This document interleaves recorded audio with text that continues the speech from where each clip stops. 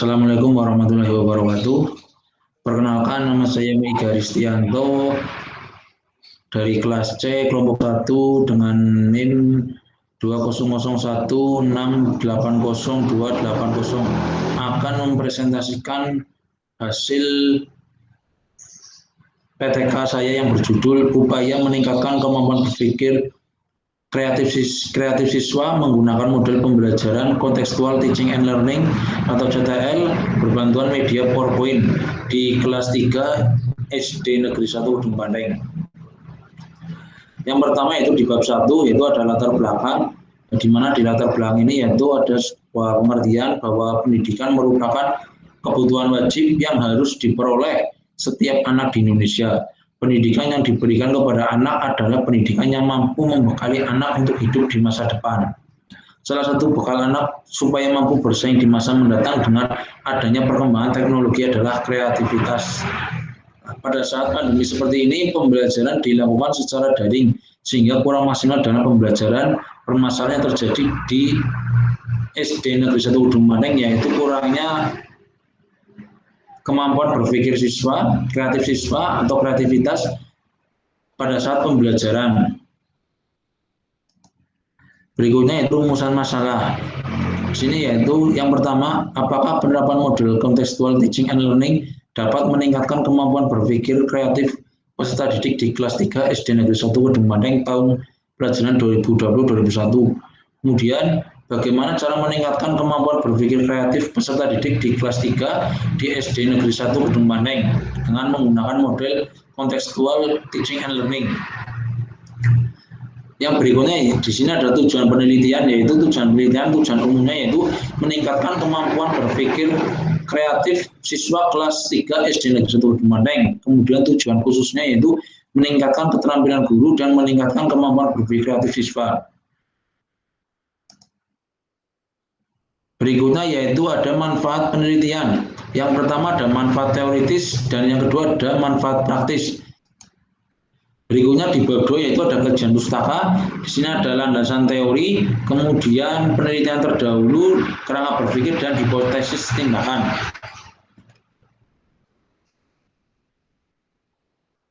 Di sini ada landasan teori yaitu menurut Slamet Tau, ya, kreativitas adalah hal yang berhubungan dengan penemuan sesuatu, mengenai hal yang menghasilkan sesuatu yang baru dengan menggunakan sesuatu yang telah ada. Kemudian contextual teaching and learning. Model contextual teaching and learning merupakan suatu proses pembelajaran yang menekankan proses keterlibatan siswa untuk menemukan materi yang dipelajari dan menghubungkannya dengan situasi dunia nyata, sehingga mendorong siswa menerapkan dalam kehidupan sehari-hari. Kemudian untuk PowerPoint sendiri yaitu merupakan aplikasi software yang berfungsi untuk menyusun presentasi secara efektif. Kemudian ada Fajar Dwi Mukti melakukan penelitian terkait peningkatan kreativitas dan hasil belajar siswa melalui pendekatan kontekstual di kelas 5 sekolah dasar. Kemudian ada kerangka berpikir. Di sini ada kerangka berpikir yaitu kondisi awal, kemudian belum menggunakan pendekatan kooperatif, model CTL dan media PowerPoint, kemudian ada rendahnya kemampuan berpikir kreatif siswa sehingga diperlukan tindakan yaitu menggunakan pendekatan pembelajaran kooperatif model CTL dan dengan berbantuan media PowerPoint. Berikutnya ada hipotesis tindakan. Melalui model CTL ini dapat meningkatkan kemampuan berpikir kreatif siswa pada kelas 3 SD Negeri 1 Gedung Banteng, tema 7 subtema 1. Kemudian melalui media PowerPoint dapat meningkatkan kemampuan berpikir kreatif siswa kelas 3 SD Negeri 1 Gedung Banteng tentang materi tema 7 subtema 1. Kemudian di bab 3 ada metodologi penelitian. Di sini ada rancangan penelitian yaitu penelitian ini dilakukan dengan menggunakan rancangan penelitian tindakan kelas atau PTK. Kemudian subjek penelitiannya yaitu siswa kelas 3 SD Negeri 1 Gedung Banteng yang berjumlah sebanyak 19 siswa. Tempat dan waktu pelaksanaan dilakukan di SD Negeri 1 Gedung Banteng. Berikutnya yaitu ada prosedur penelitian. Di sini ada perencanaan, pelaksanaan, pengamatan, dan refleksi. Setelah itu ada teknik dan alat pengumpulan data. Di sini ada observasi dan dokumentasi. Kemudian ada analisis data.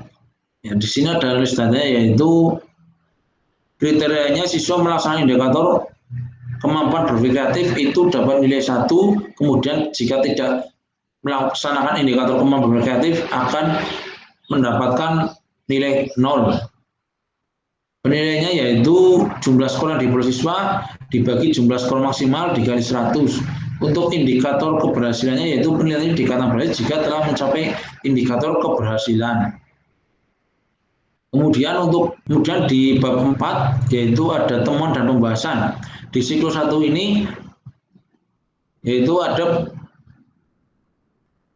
temuan atau pembahasan berdasarkan penelitian relevan yang terdahulu menurut Reni Setiawati dan Fajar Dwi Mukti, yaitu bisa disimpulkan bahwa kemampuan berpikir kreatif peserta didik dapat kita ukur dan tingkatkan dengan menggunakan media, metode, dan model CTL.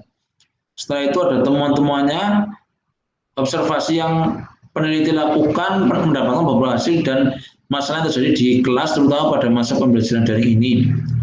Di sini masalah awalnya yang ditemukan yaitu menurunnya kemampuan berpikir kreatif siswa.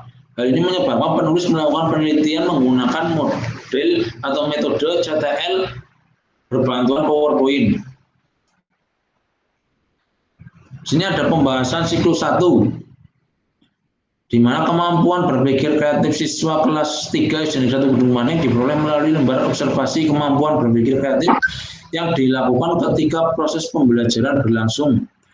Lembar observasi di sini berisi 4 pernyataan atau aspek kemampuan berpikir kreatif mengacu pada indikator kemampuan berpikir kreatif yang dikemukakan oleh Munandar, yaitu kelancaran, kelenturan, keaslian, dan elaborasi. Berdasarkan gambar di atas atau histogram di atas, dapat diketahui bahwa adanya peningkatan pada kemampuan berpikir kreatif siswa kelas 3 pada prasiklus, di mana prasiklus mendapatkan 41% dan pada siklus 1 meningkat menjadi 57%. Hasil ini belum dapat dikatakan berhasil karena belum mencapai indikator keberhasilan sebesar 80% di siklus 2, yaitu dilakukan setelah pelaksanaan siklus 1 selesai dan dilakukan refleksi. Dalam pelaksanaannya, siklus 2 dilaksanakan secara daring karena masih dalam kondisi pandemi. Temuan-temuan yang ditemukan yaitu siswa sudah mulai berani untuk bertanya pada guru dan siswa sudah mulai menyampaikan alternatif jawaban dari masalah yang disampaikan oleh guru. Siswa juga sudah mulai berani untuk menyampaikan pendapatnya secara mandiri tanpa bantuan dari guru, walaupun masih hanya beberapa anak.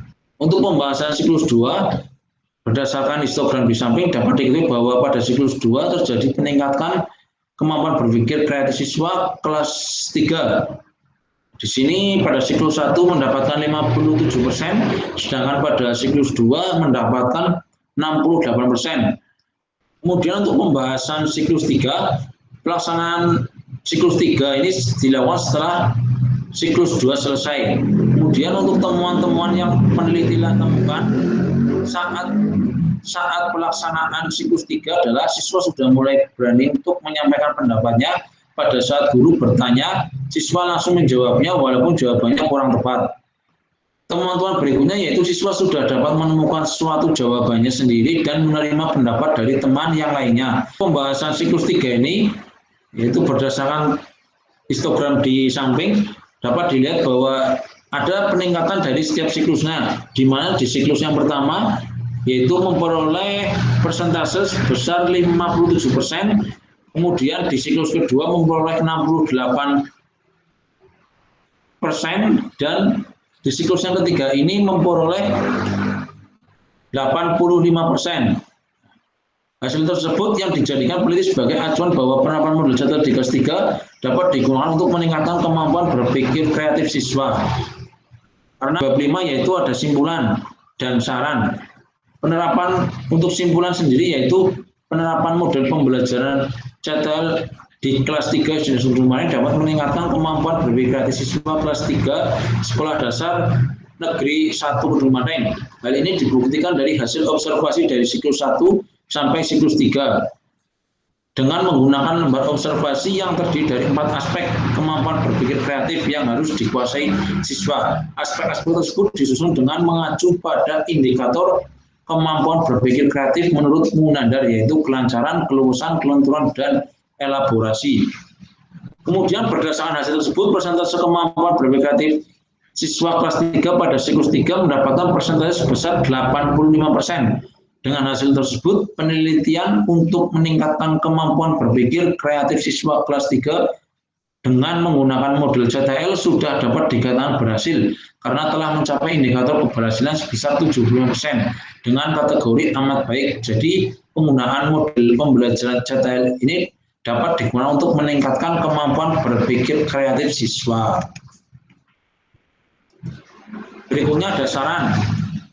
Sarannya yaitu yang pertama, penerapan model pembelajaran CTL ini yang diterapkan untuk meningkatkan kemampuan berpikir kreatif siswa, sebaiknya guru lebih memperhatikan dengan baik mengenai langkah-langkah pembelajarannya sehingga indikator-indikator kemampuan berpikir kreatif siswa dapat terlihat di dalam proses pembelajaran. Kemudian penerapan model pembelajaran kontekstual teaching and learning atau CTL ini dapat diterapkan saat pembelajaran daring maupun luring.